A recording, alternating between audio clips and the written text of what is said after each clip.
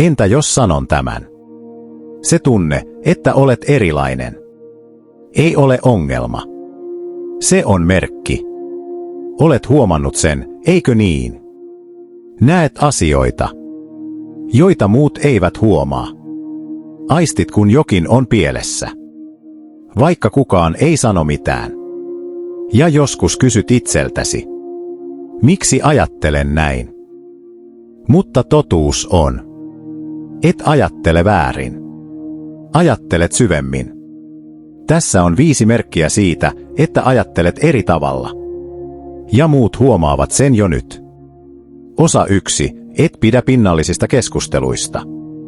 Pieni jutustelu väsyttää sinua.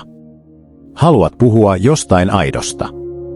Jostain tärkeästä.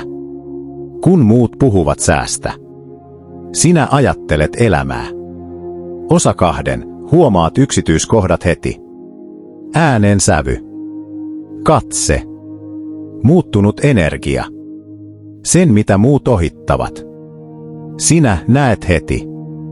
Osa 3. Tarvitset aikaa yksin. Et pakene ihmisiä. Lataudut uudelleen. Kun maailma muuttuu liian äänekkääksi, tarvitset hiljaisuutta. Osa 4. Kyseenalaistat kaiken. Et hyväksy asioita vain siksi, että muut hyväksyvät. Haluat tietää miksi. Ja se tekee sinusta vaarallisen järjestelmälle, joka haluaa kuuliaisuutta.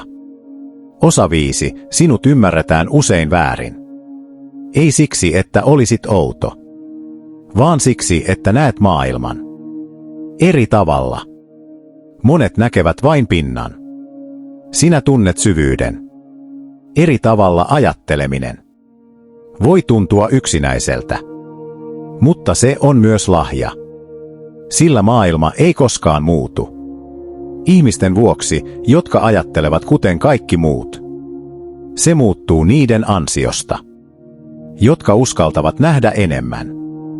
Joten seuraavan kerran, kun tunnet olevasi erilainen, muista tämä. Sinä et ole ongelma. Sinä olet vain hereillä maailmassa, joka nukkuu.